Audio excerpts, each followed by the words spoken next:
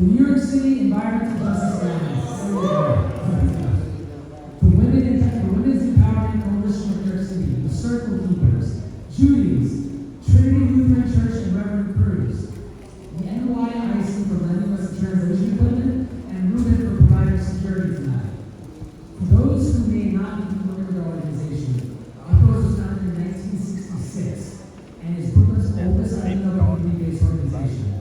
We are an intergenerational, multiracial, nationally recognized community organization based in Sunset Park. Our work is rooted in community organizing, education, indigenous and youth leadership development, and cultural and artistic expression. Central to our mission is organizing for meaningful community engagement like tonight. Just transition and governmental accountability. Tonight we have an invaluable opportunity to hear directly from the council member on this activist and candidate for council Randy on these critical issues. There are policies and perspectives that shape how Sunset Park will address climate change, on education, climate justice, and diversity that works for everyone. This dialogue is essential because it allows us to ensure that every vote we're going to prioritize our needs. Some general housekeeping. There's free food available over there in the corner. Bathrooms are to that door. There's childcare available in children's corner, which is over there. If you need translation services, please go to the table next to check-in. Translation is available in Spanish, Mandarin, and please drop your trash. Thank you all for being here and taking part in this vital conversation. I am honored to introduce you to our moderators tonight, Manya and Arjuna. Manya is a public health leader, social entrepreneur, and passionate advocate for immigrant rights. She currently serves as Associate Vice President of Health Equity at United New York City. She leads initiatives and solutions that address systemic health disparities. A longtime Brooklyn resident, Manya is the co-founder and board member of Raising Health, a nonprofit tackling health inequities amongst Latino and Chinese communities in Sunset Park. Over the past decade, she has spearheaded efforts in free healthcare access, mental services, public safety, and COVID-19 response. Fluent in Mandarin, Cantonese, and Spanish, Manya brings cultural and linguistic divides to foster equity and inclusion. She holds a Master of Public Administration from Columbia University. Our second moderator is Adriana Lima. She's an attorney who focuses her practice on estate planning and administration. She received her BA in journalism from Kennedy Brewer College and her JD from Kennedy School of Law. She is admitted to practice law in New York State.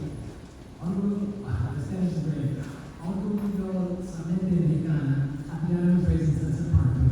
Give it up for our moderators.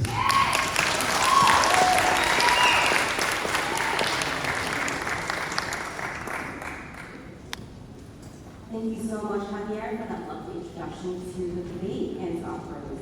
Before we begin, I would like to outline the ground rules to ensure that this debate is constructive, respectful, and practical. So firstly, respect for all. UPROS is a hate-free space where everyone is welcome and respected. Please keep that in mind tonight. Please keep conversations from the audience to a minimum so that everyone is able to hear the candidates, and please, no hiding. Secondly, time limits. Each speaker will have 2 minutes for their opening statement and 2 minutes for their closing. Each candidate has 1 minute to give their answer. If a candidate would like to refute what the others said and their answer is somehow okay, on the table in front of them to do so, and they will have 30 seconds for each question. There are 15 questions. The moderators will keep track of time and give a signal when the time is running out. Thirdly, please focus on the issues. Candidates, please direct your remarks toward the topics at hand. Personal attacks or inflammatory language will not be tolerated. Fourthly, to serve audience participation, we certainly encourage audience engagement throughout the night. If you have any questions for our candidates that aren't covered tonight, please submit them by scanning the QR code posted on the wall and using the form provided or by visiting the chart table.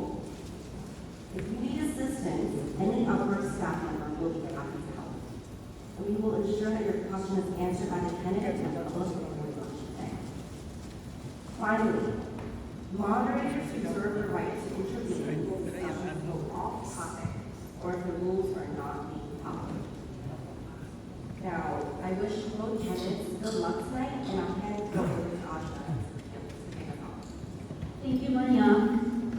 Tonight's questions will focus on 4 key categories that hold special significance to Sunset Park. They are: 1. Land use and development, exploring how our candidates plan to shape the future of our shared spaces. 2.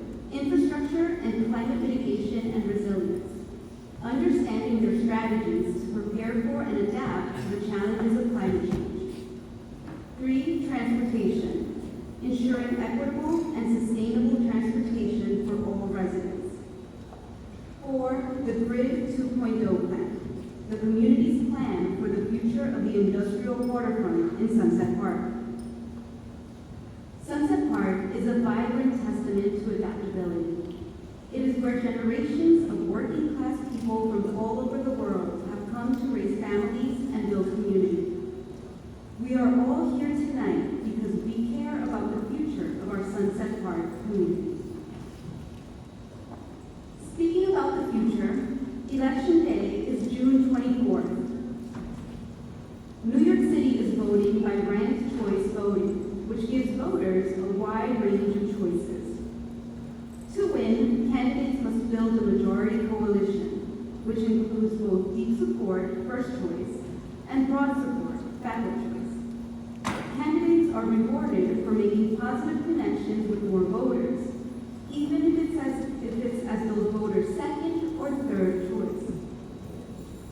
On your ballot, you may pick your first choice candidate and completely fill in the oval next to their name under the first column. If you have a second choice candidate, fill in the oval next to their name under the second column. You may rank up to 5 candidates, or vote for only one candidate if you prefer. You will find voter guides in the folders you received at check-in. Please visit Rank the Vote NYC and nycvotes.org, which have great resources that explain how ranked choice voting works, and where you can submit sample ballots to try it out for yourself. Thank you for your attention and for being part of this important conversation about our community's future. We will start off with opening statements for each candidate. You will each have 2 minutes.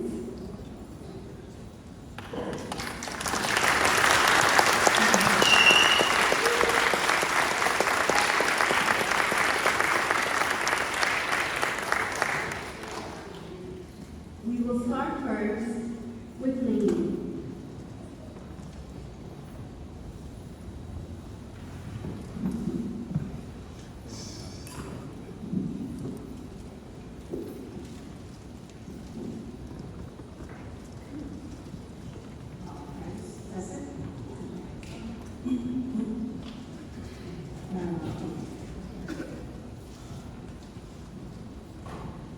Good evening, everyone.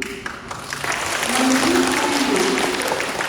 I came to the U.S. with my mom when I was 14, and I have called this community home since then. As a child of a single immigrant mother, I know what it's like to be poor, not speaking English, and marginalized. As a working mom, I know the day-to-day struggles of working-class families trying to afford life in this increasingly unaffordable city. As a parent, I understand the concerns of fellow parents about public safety, education, and quality of life, because I too have the exact same concerns and worries. I spent the last decade in public service working for Councilmember Carlos Menchaca, Congresswoman Neri Velasquez was here tonight, and Congressman Dan Goldman, because I want to advocate for working class people like you and me. I delivered funds for our parks and schools, stood up for victims of crime, and fought for better government services for the vulnerable. I understand the needs of this community. Now I'm running for office because I don't think we're getting enough from our city government. We have a huge budget, Yet, when we look around, things just don't work. Our community is not safe. Cost of living is over the sky. The streets are not clean. Public construction projects stretch forever without any proper updates to our community.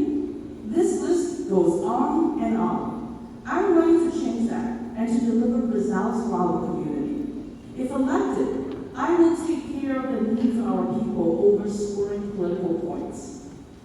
We deserve safety, security, and a city council that actually works for working people, and to bring practical solutions for everyday working family. Tonight, I want to share with you on how I will achieve these goals. Thank you.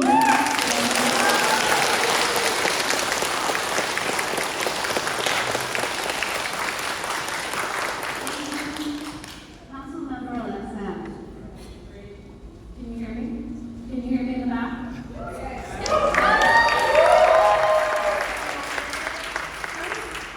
I want to thank Rose and all tonight's organizers for this important conversation. Gracias.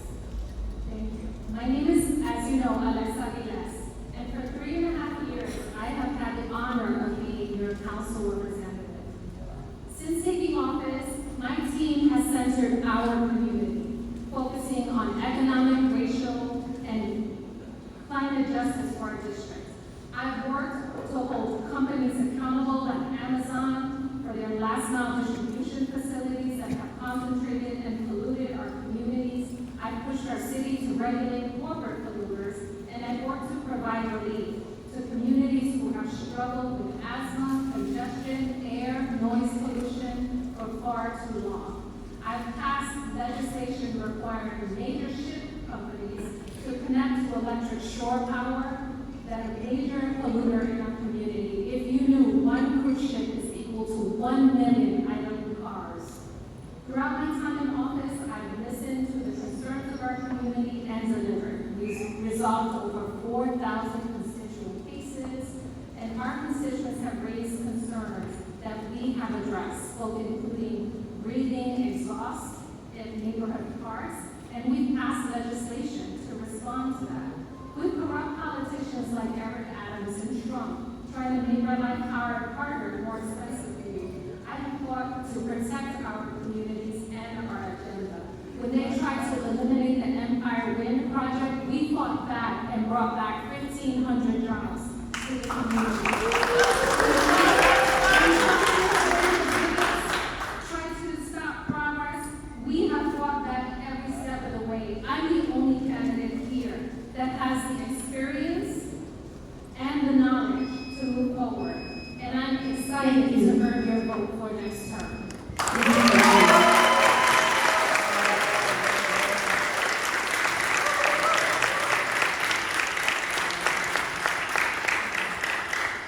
Thank you. We will now transition to our questions for the evening. Just to reiterate, each candidate has 1 minute to answer each question, and you will then have 30 seconds to offer an optional rebuttal after both candidates have responded by raising your sunflower. Let us begin. Our first topic for the night will be land use and development. Sunset Park has historically been a place where working-class families and industrial businesses have thrived side by side. But over the years, many residents have raised concerns about new developments outpacing community needs. How will you approach future land use decisions to ensure that they support both job creation and community stability? We'll start with Linky. Please answer first. You have 1 minute. The key to my solution for the community will always be practicality. We shall never let perfection be the enemy of good. We need good jobs, we need good paying jobs, and we need housing.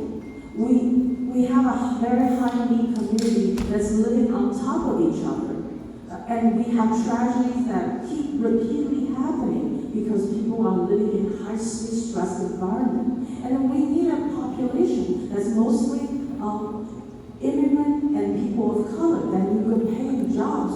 So we need to make use of the resources available, and we also have swaths of land that's available along the waterfront that we should develop them carefully.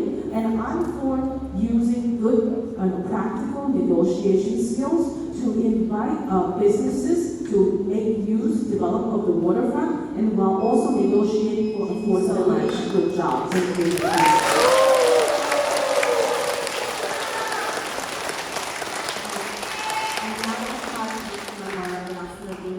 Please answer, and you have 1 minute. The question again is, how will you approach future land use decisions and ensure that they support both job creation and community stability? Great, so I'm really proud that we developed with community voices a land use principle that centers the things that our community prioritizes. Number 1, affordability. Number 2, the things that our community needs. Community facilities, ensuring that there is equity, ensuring that buildings are also climate forward, ensuring that there is union labor. So we set out a land use framework so that developers can respond to, and so that we center the community's needs in that negotiation, because that is how we're going to ensure that our needs come first. So I'm really proud of that document. We'll continue to center community needs as we negotiate all of these different elements, because quite frankly, I'm the only one who's practically negotiated anything in the district right now. I can tell you what those negotiations are like. If we center the community, Thank you so much. Thank you.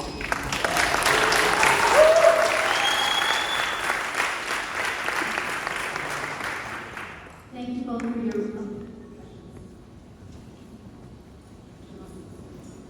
Okay. Just Now, now, 30 seconds. regarding negotiation, I would like to address the current crisis faced our beloved United Senior Center. It's a classic example of good community nonprofit that's not getting the resources they need. I'm for the biggest negotiation is the city budget. We have a budget over $100 billion. And then with the negotiation skill of the council member, I would like to negotiate for the city to invest in community land trust, to buy buildings in Sunset Park and use it for community space. Thank you, Steve. You're out of time. Thank you.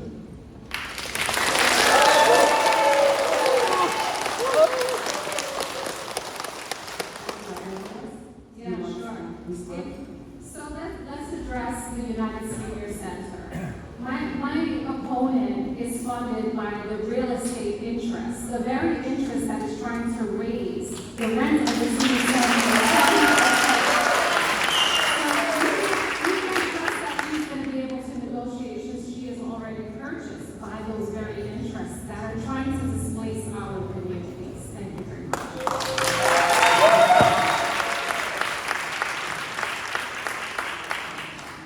thank you both for your responses. For our second question, there is growing concern in Sunset Park about how rising real estate interests could affect local institutions and long-time residents. What policies or approaches would you consider to protect affordability and prevent displacement in the neighborhood? Councilmember Alexa Aviles, please answer first. You have 1 minute.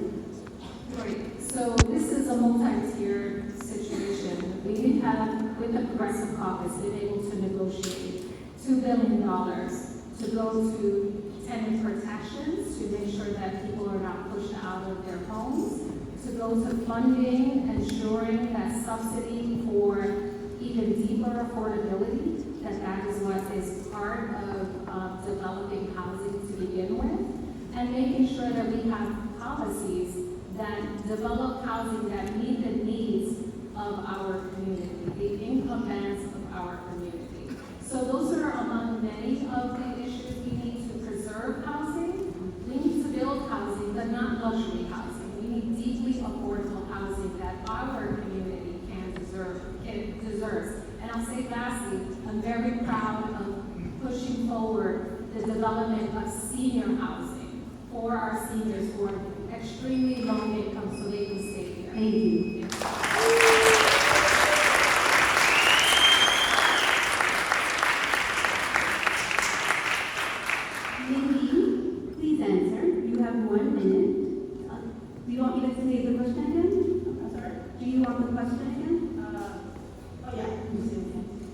What policies or approaches would you consider to protect affordability and prevent displacement in the neighborhood? In short, we need more new affordable housing. It's not enough just to preserve the existing housings to make them affordable. We need more new housings for people who are currently living in terrible living conditions, for people who currently live in shelters to move into. I would also like to expand access to voucher so that people with vouchers can actually have units to rent. Thank you.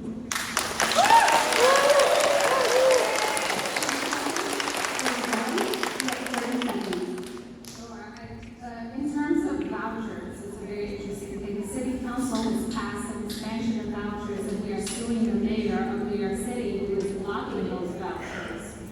Also, the federal government is in the process of cutting those vouchers. So my question to the mayor is, how exactly is she, what policy proposal does she have to put forward for affordable housing?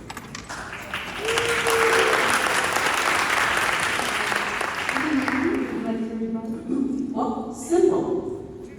Look at the budget, look at the waste in the budget that we can currently save and make available for voucher. For example, we're spending $4 billion a year on shelter contracts alone. That's inhumane and warehousing the homeless. And people are spending 2-3 years in there without getting access to housing. Had we spent half of that budget on housing voucher, that would mean over 100,000 vouchers per year.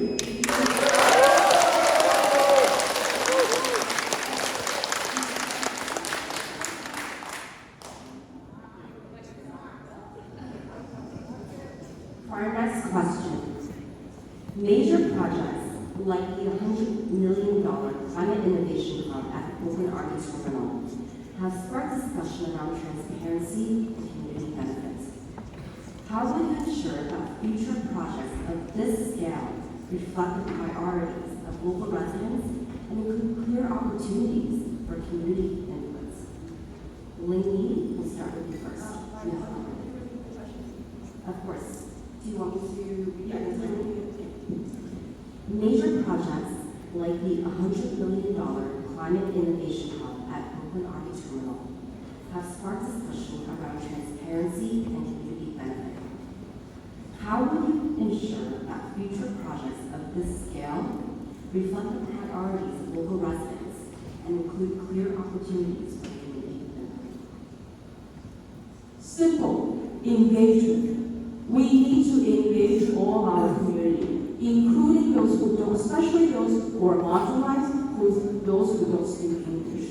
And I would be someone who's perfectly equipped to do that because I know our community. I know the Latino community, I know the immigrant community. I worked on the participatory budgeting project where I delivered #1 voting record for the entire city. In a week, over 10,000 people from District 38 came out to vote for the project. So I have experience in engagement and also advocating for the vulnerable community because it's not just those who speak English, those who can go to town halls that get to decide, get to represent this community. It should be everybody in this community. And that's what I will hold developers and all future projects accountable for.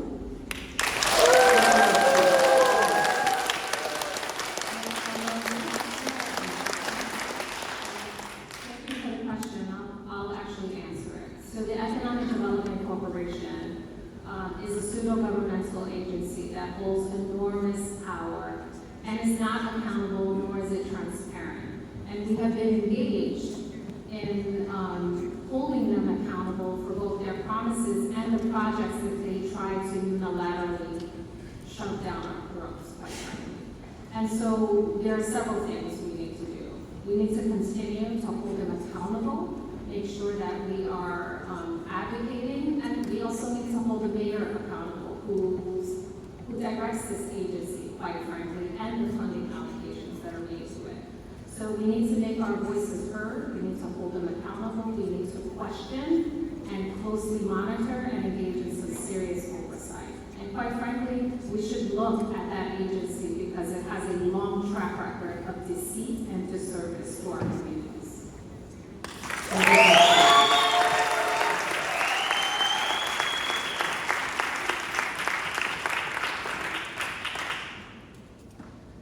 Thank you for your responses. Our next topic is infrastructure and climate resilience. Sunset Park's waterfront and low-lying areas face serious climate risks, from flooding to extreme heat. At the same time, its industrial character offers unique opportunities for green infrastructure. What investments would you prioritize to strengthen climate resilience while supporting local industry and residents? Ms. Key, please answer first. A lot. The list is almost too long to say, but I'll just address a few. First, rainstorm water, our sewer system, in various parts of district, that's not just in Sunset Park, also includes parts of Diker Heights and also Redmond, that has been severely underfunded and neglected for decades.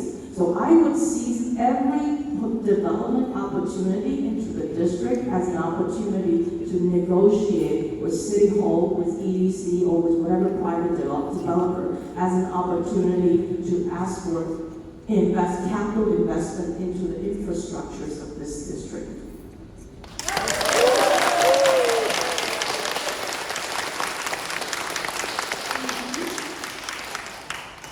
Councilmember Aviles, would you like me to repeat the question? Sure.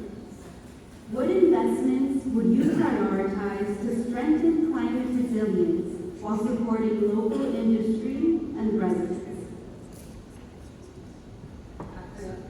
Thank you for the question. So I think there are a number of things. Number one, our working waterfront continues to be deteriorated by EDC and commercial interests.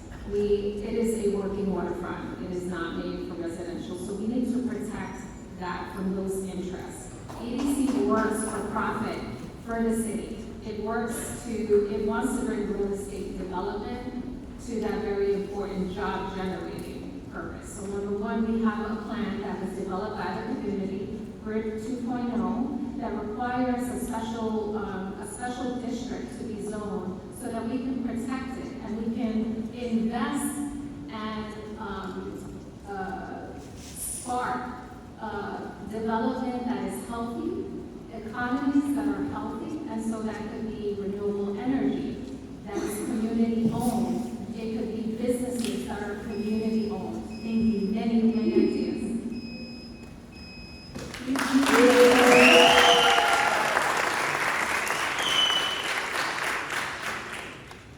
Now, building on our last question, much of the infrastructure in the neighborhood, from stormwater systems to public facilities, is aging and in need of repair. How would you advocate for equitable infrastructure investment in Sunset Park through the city's capital budget process? We'll start first with Councilmember Aviles. You have 1 minute to answer. So the negotiation for resources of any community just doesn't happen during the budget. It happens all year long. It is a constant engagement with city agencies, with OMB, because you are negotiating across the city and meeting multiple priorities. So I think as we have delivered for this community with several significant investments, we'll continue to negotiate and figure out both what meets the needs, what is currently in process, how do we hold those projects accountable. But we do need upgrades in infrastructure, and that's why I'm so proud. We negotiated $2 billion in last year's budget specifically for infrastructure development, because the mayor did not want to do that and was not interested in investing, particularly in infrastructure that DEP and other city infrastructure that needs upgrading.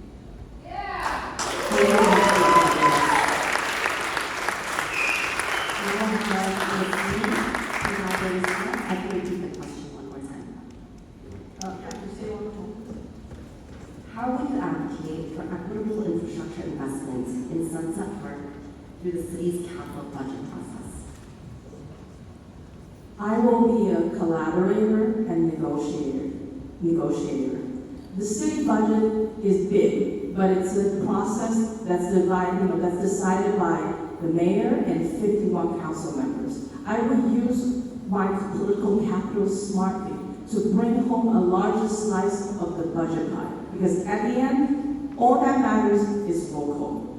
And I've seen it done. Because, for example, I've seen during budget time, a building in Redhook was purchased by city for $50 million in order to save the Strong Place for Hope Daycare Center that happened when Carlos Menchaca was council member. And I've seen many things happen as a result of the budget negotiation process. And also the Sunset Park Library, 100% affordable housing project was also a result of budget negotiation and bringing all the millions, tens of millions needed to build.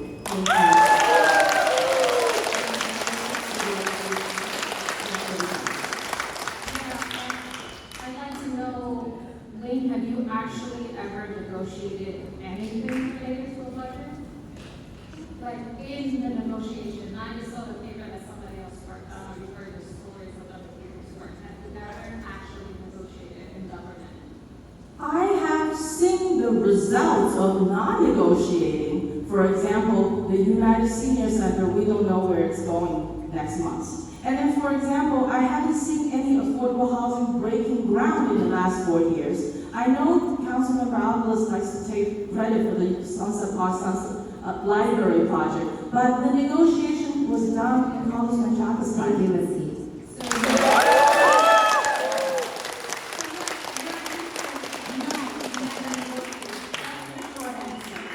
She answered the question, thank you. I've seen bad negotiations, so I want to offer better ones. Thank you.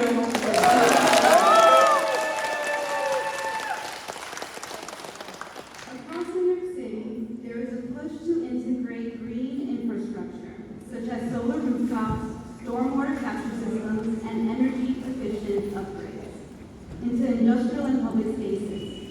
What role do you see these tools playing in Sunset Park, and how do you support their implementation? Ms. E. please answer first. My apologies, the chair was very loud, so could you repeat the question? I'll repeat the whole.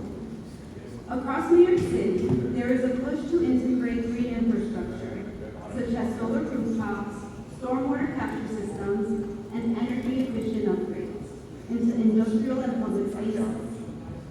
What role do you see these tools playing in Sunset Park? And how do you support their implementation? I see local jobs in these projects. That's something too that both bring environmental, good environmental consequences and opportunities for local jobs. Any such project that comes into the district, I would bargain very hard for hiring local. And then any such project that comes in, I would also, another thing I would push very hard for is do not increase the cost to my constituents, whether in their energy bills or on their property tax.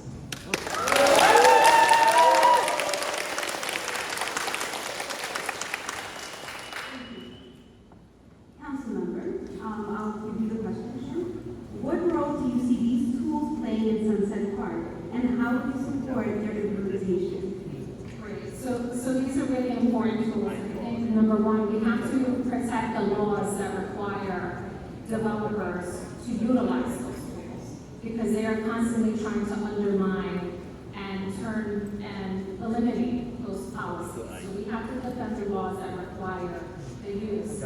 We have to create incentives and fund the use of this technology in our communities, in Sunset Park. We have to incentivize the use of all these different climate strategies and make sure that they are integrated into the infrastructure. So it's a funding, it's a policy issue, and it's also engaging with the community to make sure that this is something that they want to do, they understand, and it's important to them. It is I think those are the three legs of the schools to make it happen.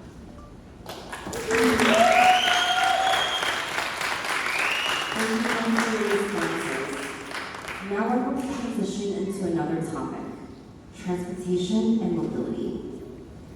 Our first question, many Sunset Park residents rely on buses and subways for long commutes, yet service is often inconsistent and overcrowded. What would you do as council members to improve public transit access and reduce transit inequities in the districts? Ms. D, we'll start with you first, and you have 1 minute. Let's start by holding MTA accountable. The buses, we have a lot of bus delays, subway delays.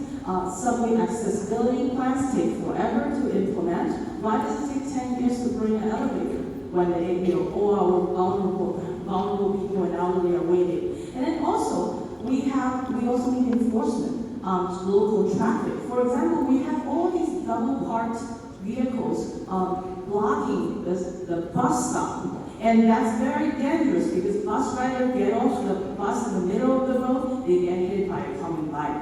And we need to take a root cause of these problems and start as either it's enforcement, better enforcement, or MTA maybe start installing cameras on their buses so we can bring safety, both reliable public transportation and safety to our community.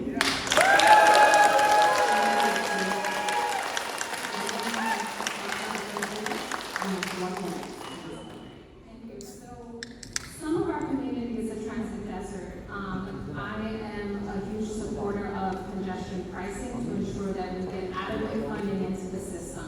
We need to continue to fund mass transit, which will help us improve the buses. Right now, the city is doing a bus redesign, and its proposals are to remove bus stops, which is not fair to our older adults who are using the bus and people who need access to the bus. So we need to continue to invest in mass transit, de-incentivize individual vehicle usage across the city. Of course, if some people need it, and that is okay. We need to defossilize the trucks from fossil fuels and make sure that is part of the plan. So we also need to ensure that an express bus from Red Hook to the city, making sure that the 36th Street elevator is built, the Smith and 9th Street elevator is built. We need a public system that is accessible to all New Yorkers. Thank you.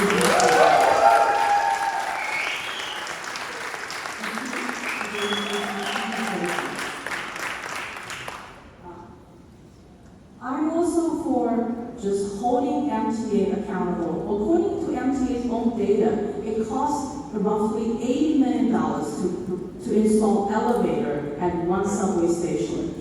I'm all for funding public transit. I will keep them funded, but if I get elected council member, one question I will constantly ask MTA is, can you do better? Why does it cost so much? Why does it take so long? We fund them, but we also need to hold them accountable.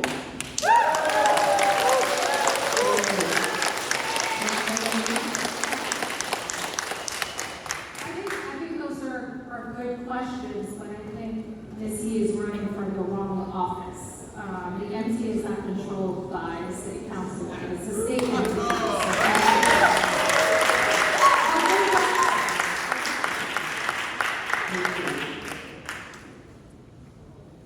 Thank you.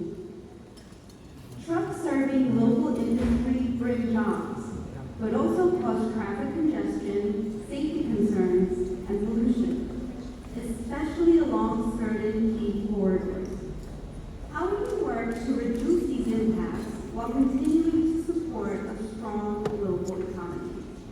Councilmember Aviles, please answer first. Great, thank you. So I'm very proud that I was able to pass legislation to do a citywide truck redesign. The truck route in New York City hasn't been looked at since 1973. And so we're going to be redesigning that route, but also we need to look at a number of things. We need to look at delivery patterns. We need to incentivize the electrified trucks. Actually, we need to disincentivize the use of fossil fuel dependent trucks and get more electric trucks on the road. But the delivery patterns are really critical because they're huge trouble in a community like Fifth Avenue. You see all the deliveries happening during the peak hour where people are trying to get around on buses.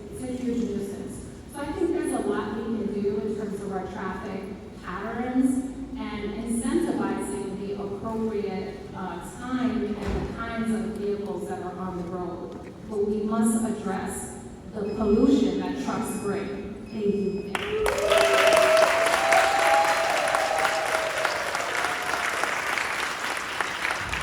you. How will you work to reduce these impacts while continuing to support a strong local economy?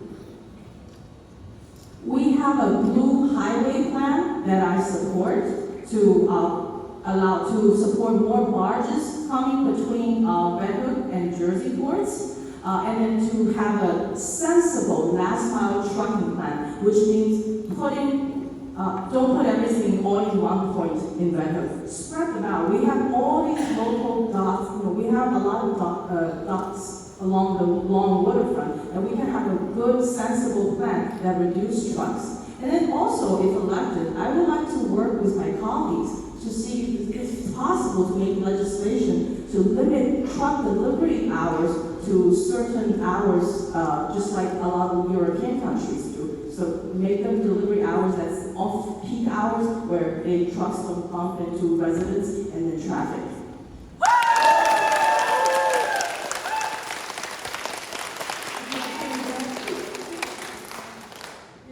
The Blue Highway is a great project that we have been working on, so I'm very proud of the work that is happening there.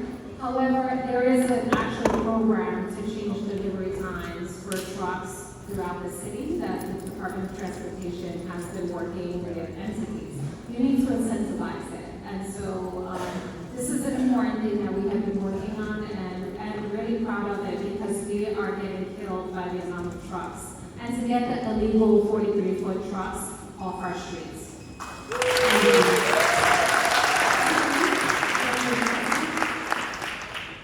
That's why negotiation and being able to work with everyone is important. Because for as long as we know, Sunset Park is a neighborhood where they dump everything on us. Because we are vulnerable, we don't have resources. That's why we need negotiation to stop dumping everything on us. We have political power. We negotiate, we'll negotiate with businesses, we'll negotiate with other political powers to stand up for Sunset Park.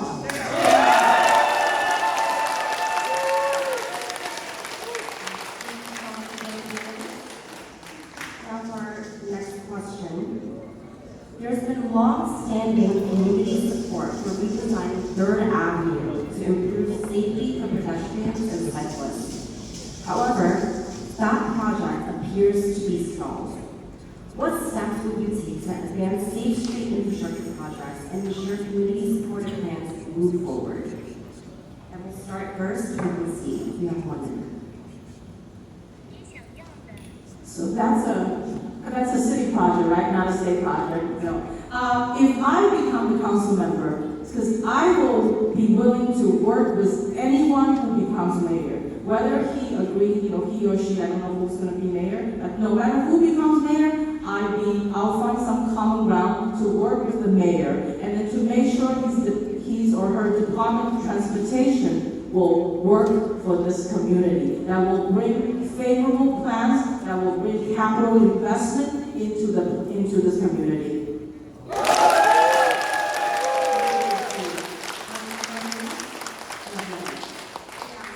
Thank you. So the community has worked on a conceptual plan with DOT that puts forward a number of treatments. This has been a 30-year plus challenge for this community. So we are advocating hard, and if anybody understands how government works, not indispensable, nobody talks to each other. We negotiate and work with each other on a daily basis, and that's how we are able to deliver so much to our community in terms of traffic and repairs. But this is an ongoing project that we are committed to because Sunset Park residents have been pushing for this, and we are committed to making it happen. Thank you.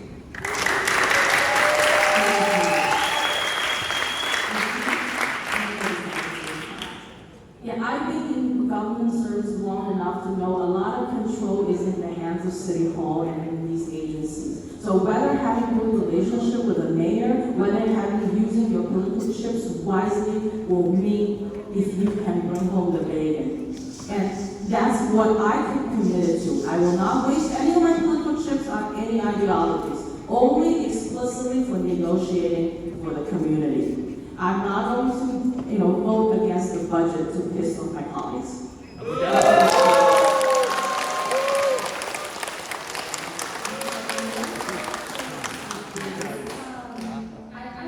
find a rich argument with someone who's never negotiated anything, but I, in fact, have delivered multi-million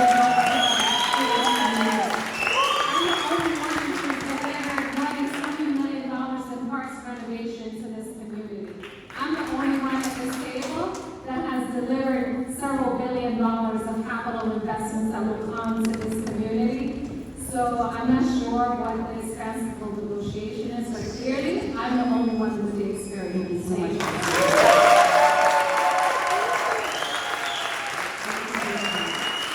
I deliver TV dollars for the Sons of Pop playground that everybody enjoy right now.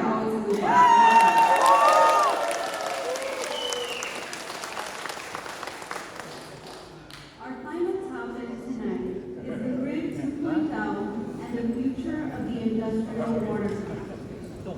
How familiar are you with the Grid 2.0 framework? And how do you see its role in shaping the future of the waterfront?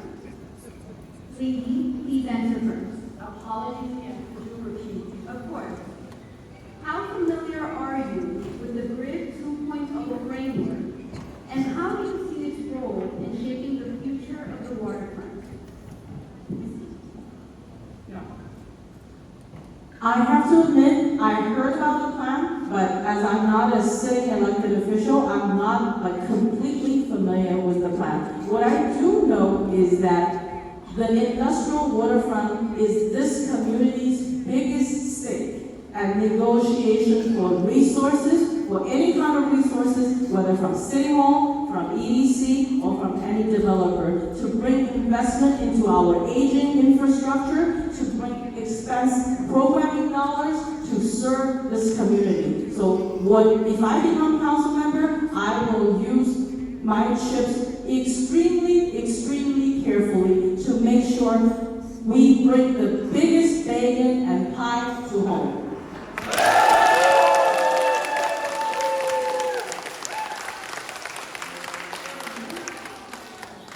Councilmember, how familiar are you with the Grid 2.0 framework and how do you see its role in shaping the future of the waterfront? Right, so it's unfortunate that someone who claims to have been here and deeply involved with the community is not deeply familiar with a community-driven plan called Grid 2.0.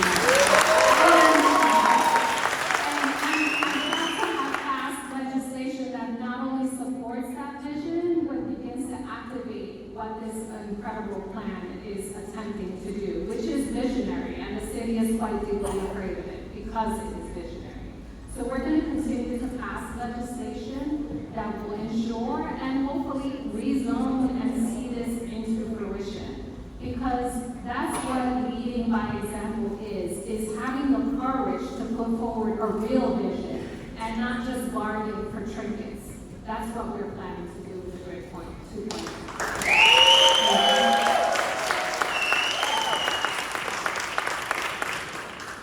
Ms. E, you have 30 seconds. More than half of the people in this room have never heard about this plan. That just shows how little, how narrow the engagement this plan has done. And let's keep in mind that Sons of Life is a big, diverse community. It's not just a few people that to be the people.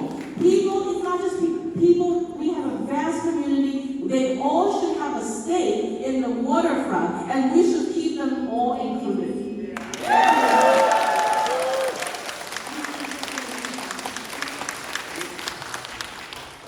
The people in this room are not running for elected office. You are sitting here claiming that you're deeply involved in this community, and if you have not seen this plan and have not engaged, that's on you. I don't know what you're doing.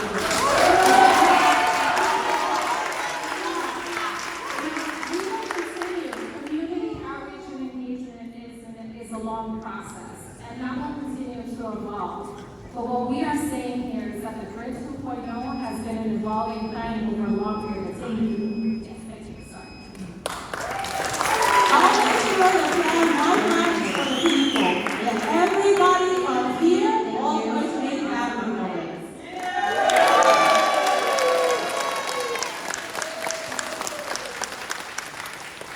Our last question. City planning tools like special purpose districts can help shape development to meet both economic and environmental goals. Would you consider using these tools in Sunset Park? And how will you ensure community voices are part of the process? Councilmember Aviles, we'll start with you first, and then we'll go there. Great, thank you. So these processes are complex, but what it means is investing in organizations and ensuring that there is a large runway where there's a lot of engagement. That includes language interpretation, that includes having roundtables around. That's how we develop our land use framework. So it will continue to be that we will continue to push, not only demand accountability from the city, that they support and invest in language accessibility in these plans, but that we do the work with communities to empower them around what these frameworks mean. And so it's investing in all of those things, and that's what we'll continue to do. Thank you. Of course. City planning tools like special purpose districts can help shape development to meet both economic and environmental goals. Would you consider using these tools in Sunset Park? And how will you ensure community voices are part of the process? Yes, I would use those in Sunset Park, but with extensive outreach to ensure that everyone is included, from 5th Avenue, from 6th Avenue, from 3rd, from all communities, from people from all walks of life. We have immigrant community on 5th Avenue. The small businesses, many of them are suffering. And then if I propose, I'm going to use these planning tools to bring vitalities to our community, to serve the people who are underserved, to ensure people who don't know about this will know about the tools and the powers of the city council member, using my experience, and I have a track record to engage people. Remember, 10,000 people in less than 2 weeks during PP, and all from all walks of the immigrant community, from all walks of people from D38. And I will just do that, pursue that relentlessly to ensure I engage everyone. Thank you so much.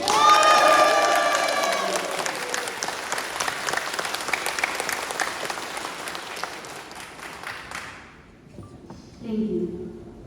The industrial waterfront has long been an engine of opportunity in Sunset Park.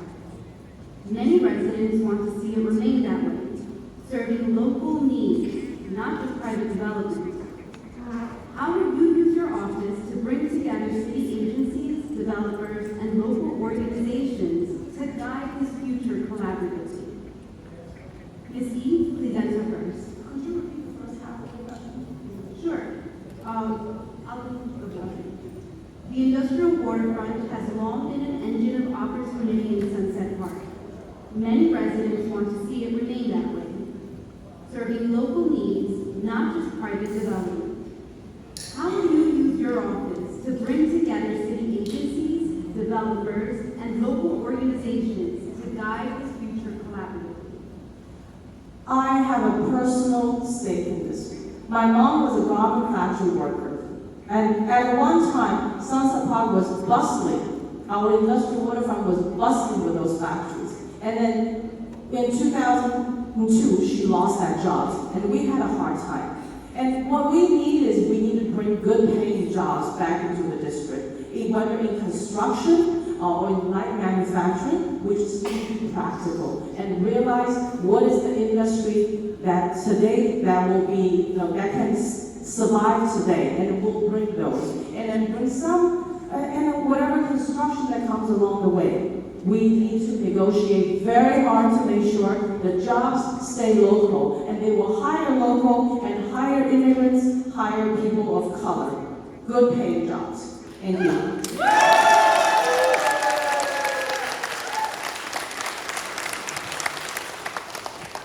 Thank you. Councilmember Aviles, how would you use your office to bring together city agencies, developers, and local aid organizations So that's currently what we have been doing, and I'm really proud that we passed legislation around holding EDC accountable. I think everybody in this community has seen EDC say, we're gonna bring 20,000 jobs to your community, vote on this project, and people get excited because we need jobs.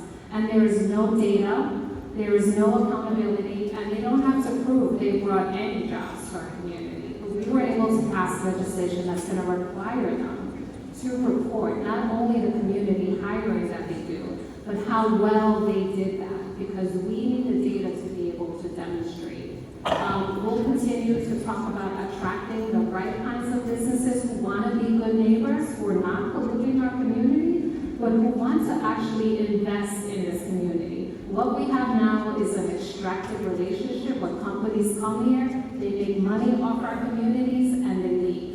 We want to see something very different, and we're working very hard to change that paradigm. Thank you.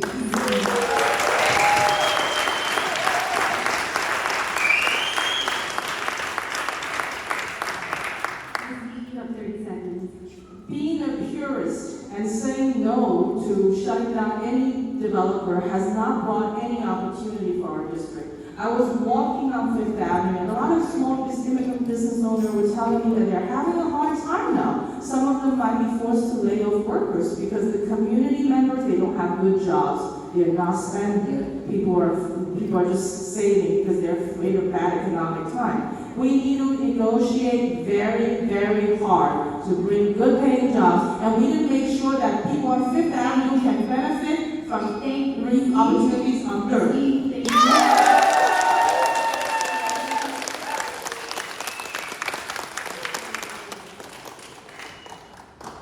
So my opponent sees the challenges that are faced by high rents and the pressure that small business owners face when they can't afford that rent because the real estate agencies, the real estate developers have increased and continue to increase that rent. And so it's going to require you not being purchased by the real estate interest.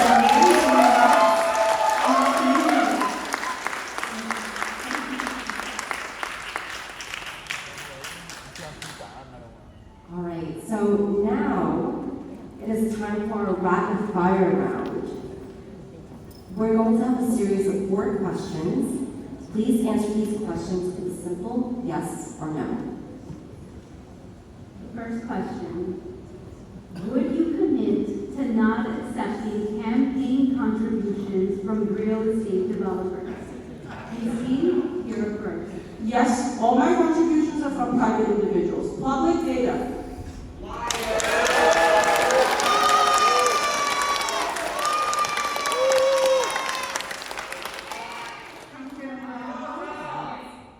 Would you commit to not accepting campaign contributions?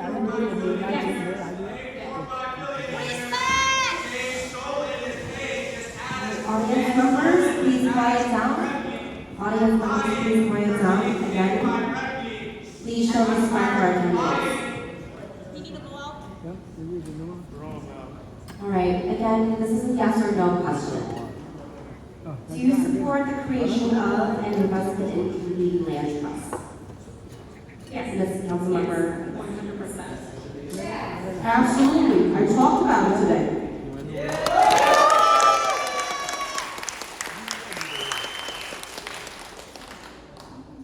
Next question. Should RFP processes involving city-owned land be required to include public scoring and feedback mechanisms? Can you repeat the question? Should RFP processes involving city-owned land be required to include public scoring and feedback mechanisms? Yes. Councilmember? Absolutely. I love that. Do you believe that New York City is currently doing enough to prevent displacement caused by climate-related developments? Councilmember Venus? No. No, much more can be done.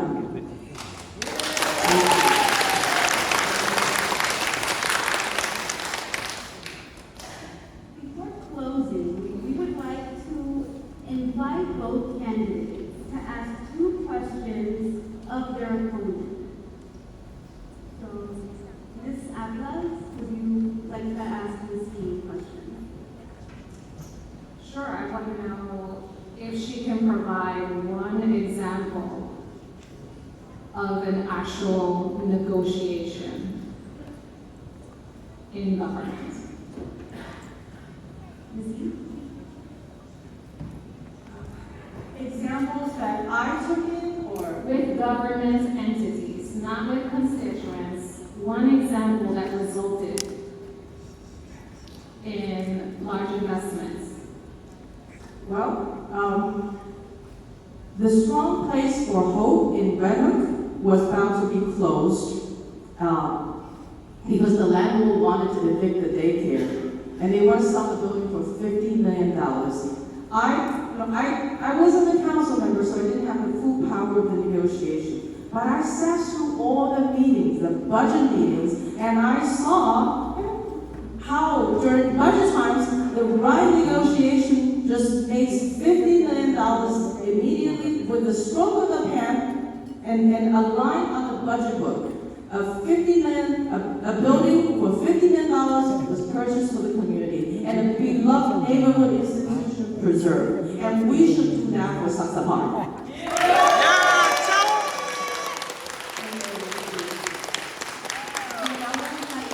Ask one question of Councilmember Elias as well, then we'll transition. Yeah.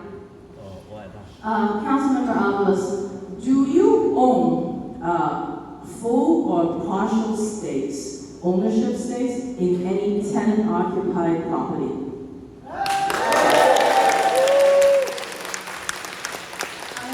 My family, thank you for bringing my personal business into this, owns 2 properties where my mother-in-law lives and where my niece lives. Yes, where my family resides. Is that helpful to you? Because you are always so against property owners and landlords, so I'm just curious if you have that yourself.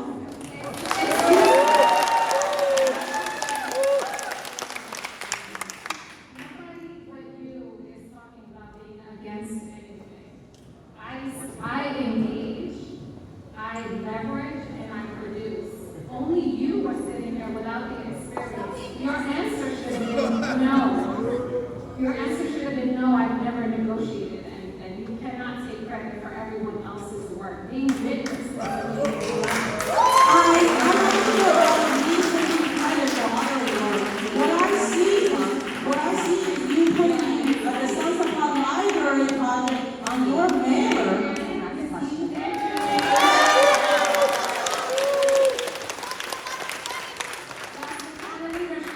Ms. Atlas, you may ask one more question, Councilwoman. Oh, okay. We're not gonna get an answer, but we'll try. How can we trust you when you're backed fully by real estate? That has nothing to do with me. Like I said repeatedly, the money, I raised a little bit less than $40,000, less than you, and then all that money trail is public on Campaign Finance Board website. And then the reason why I can be trusted is look at the number of people who turned out for me, because I have been there for them, even when I didn't have a lot of power, but I have always consistently been there to advocate for community, for the vulnerable community. That's why they're here showing up for me tonight.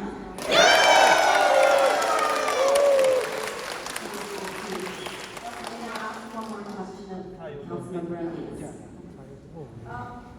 Councilmember Alvarez, I see that on your mailer you put, you take Sunset Park Library as the credit, but while in fact it was the funding and everything, the breaking ground phase started in the previous council member's term. I would like to know, in your term, have you been able to get any affordable housing project to break ground? Not preserving any affordable housing, but any new affordable housing.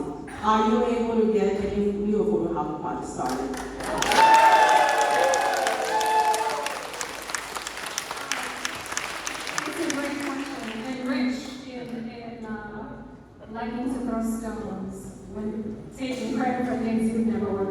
So, in my tenure, we've had a rezoning where we were able to not only get a building for senior citizens, low income, 100 units in the pipeline, and preserve and re-regulate over 200 units. We also have another project in the pipeline, again, potentially senior housing. We've also rezoned and gotten community facilities for the community of Red Hook.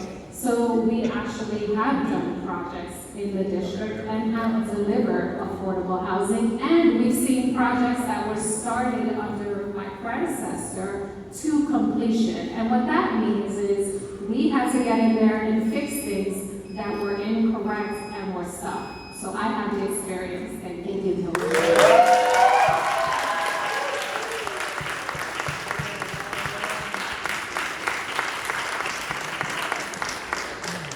We will now invite our candidates to give their closing statements, beginning with Ms. E.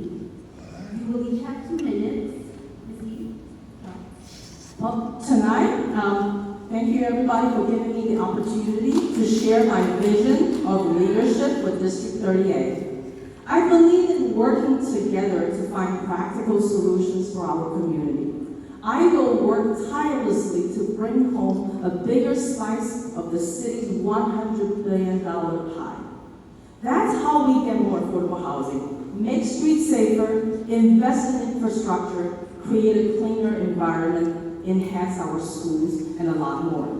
You and I may not agree on everything. That's okay, because it's not my job to impose my view on you. If I'm elected, my job is to ensure that city service work for all. My opponent has repeatedly attacked me tonight for not having experience. I had 10 years of public service experience, whereas my opponent, before she got elected, her only community experience was serving on the local PTA board. I would be honored to earn your vote for District 38 on June 24th, because for me, it's all about local. It's all about what I bring for the community.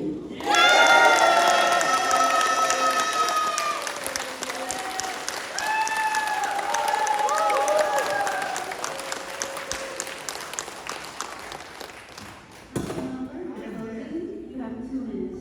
Great, thank you. So, for decades, South Brooklyn communities like Red Hook and Sunset Park have been left out of city public debates. And I have fought hard to bring the issues concerning our water, our air, our communities to City Hall. And special interests have really taken note of our efforts in South Brooklyn, where mom and pop shops are fighting against corporate giants like Amazon. And putting clean air before the pockets of the cruise industry executives. So we have, these industries want to purchase this district, and they would like an elected official that they can manipulate and who will do whatever they want. That is the reason why they are investing so heavily in my opponent.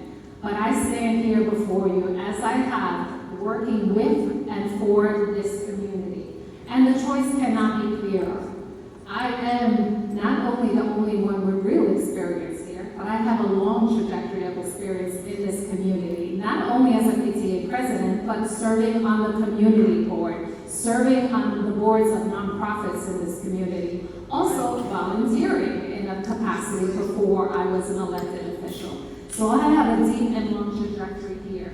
So how can you trust her to move through these complex issues uncompromised by the special interests propping up her campaign, the same interests who think these communities are for sale? So ultimately, it's up to you to decide. Not just over the 2 weeks away from, now with over 2 weeks away from Election Day, I pledge to campaign as I have served in this district for the past 4 years, unbought, unbossed, and dedicated to a cleaner, safer, and healthier community. And I am deeply honored to represent you. Thank you.